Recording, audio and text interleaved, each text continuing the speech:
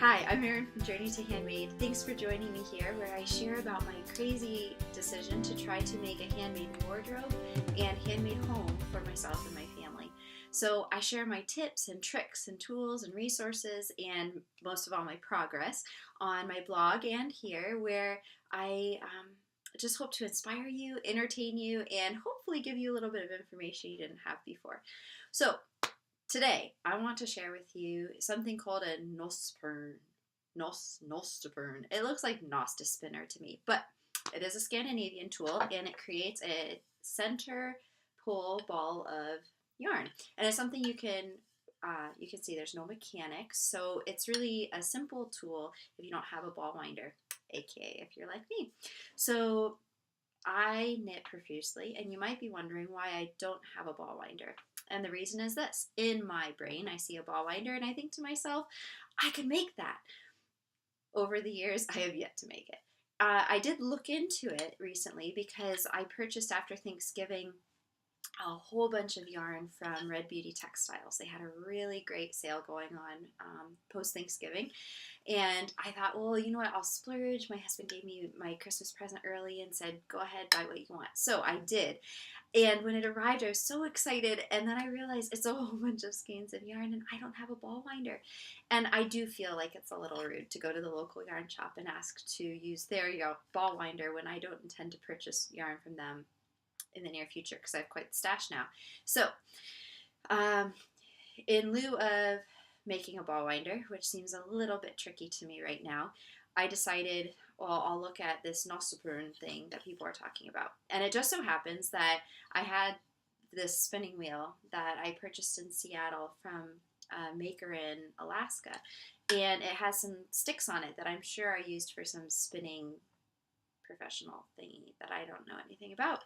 But if you're a spinner and you know what all the sticks are for, you can let me know.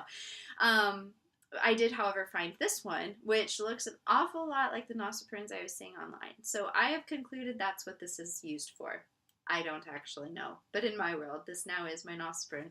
So I started experimenting with it today, and I have to say, full disclosure, if you're looking to save money, this is going to take a lot of time, as far as I could tell. It took me all of my kids' nap times and some other spare time I could eke out today to wind my 450 yards of DK wool for my project piece shawl that I'm going to be working. This is the Malabrigo yarn PA dress, and each one is very different, which I kind of really like. So I have a really dark one, oopsies, as I throw them at the computer, a medium one and a light one. And you can see there's quite a difference in the colorway because they are hand-dyed, I believe. So it's silk and wool, and it feels quite lovely, so I'm excited to knit with it. But before I could start my shawl, I needed to wind my yarn, and it did take a very long time. I fully intend to make a ball winder, hopefully in the near future. I think a Swift would probably speed things up. Full disclosure, I also have no Swift. Same reason. I keep thinking I could make that, and so I don't purchase one. So if you're looking for a gift idea, a ball winder or a Swift. However, where was I? So anyway, so I did these. My first one, you can see, kind of was more of an egg shape, and it's loosey-goosey, and it's rather tricky to use these tools. I think once you get the hang of it, it can't be that hard. But first one was like this. By the third time around, I finally figured out how to make it more of a cake shape. So you can see it's actually center pull, and it looks a bit closer to like what you would get if you had a ball winder. So I'm quite pleased with this one. And I thought I'd show you how I went about making it in case you're wondering. So I have some really nice, it's Elizabeth Lavold silky wool.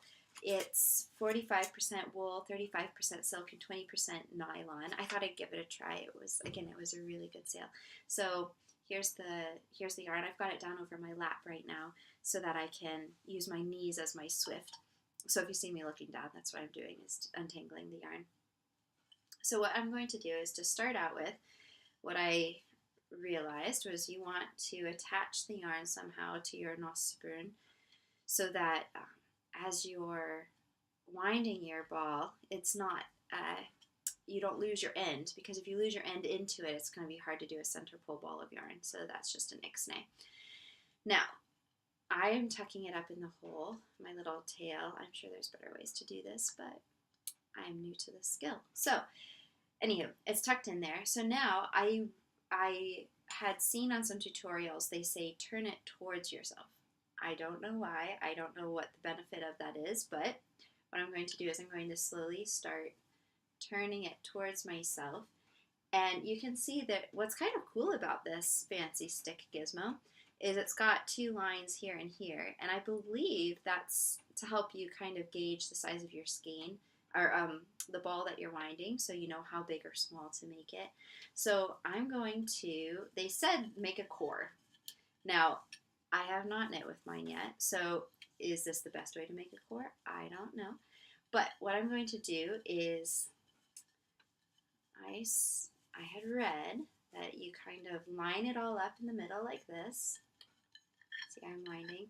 And then what you do is you start, as you're spinning it, you start making X's on it. Let's see if I can. Oh dear.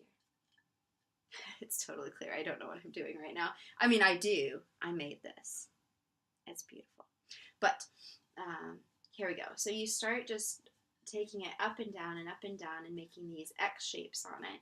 And so while I am talking to you, I'm going to keep working on this and see if I can get to the next part. So one of the snazzy things I learned about this tool is from Scandinavia. So I have Nordic heritage in my family, and so I think that's rather neat that it's something my ancestors could very well have been doing.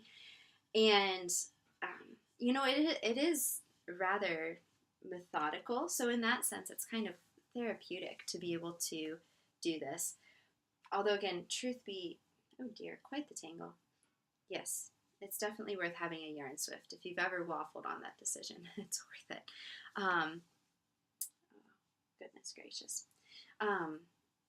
But yeah, I rather like that it's simple, and it, you know, it's clearly it doesn't take up space. It's been part of my spinning wheel, and I didn't even, you know, it's not been in my way recently.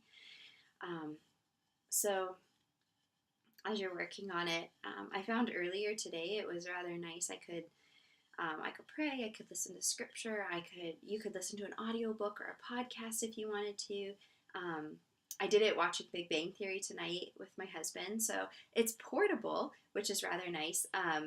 Again, though, I keep thinking if I made a yarn ball winder, then I wouldn't have that much time being spent winding a ball of yarn, and then it doesn't really matter. But I have heard some people say that they find it really therapeutic, and it's comforting, and it's, you know, it's worth doing. So I guess you can give it a try if you're interested. So I'm just going up and back and up and back. And what I thought was really cool is these used to be something that the young men in the Scandinavian villages would carve for their sweethearts. And by making them one of these Nostespinnes, it was a sign that they were wanting to marry them, or they were quite serious about the relationship. So apparently, the better wood carvers amongst the young men would make a really neat, if you look it up online, they're really cool scrolls at the top for the handle where you hold on to it. And if they were very talented, then they would leave little balls of wood that they carve inside the scroll in the top. So it would also serve as a baby rattle when they had children. And legend has it that if you had a maid and she was doing something with a Nostespinne for you, say you spun your wool and she was winding it up for you so that you could use it to do your knitting, then you would give her the one with the balls inside of it so that you could hear if she was taking too many breaks, because it would be too quiet and you wouldn't hear her working on her chore. So I thought that was kind of charming. But anyway, neat little history lesson for you there. So this yarn that I'm working with, the Elizabeth Lavold yarn, silky wool. Again, I found it, Red Beauty Textiles was selling it for $2 and something cents on a sale. And I thought, well, how often can you make an entire sweater for under $20? And the answer was hardly ever. So I thought, well, this is a great way to kick off my handmade wardrobe, because one of my problems is I've knit a ton of shawls by now. I really do need to stop with the shawls. This one, for example, is one that I just finished. It's called the Frozen Silver Shawl, and I'm really quite fond of how it's turned out. It's got some nice detail knitting on it, but it's really rather simple and large. So I really enjoyed that. But I need to stop it with the shawls, because I have at least a dozen now, and you can only wear so many shawls.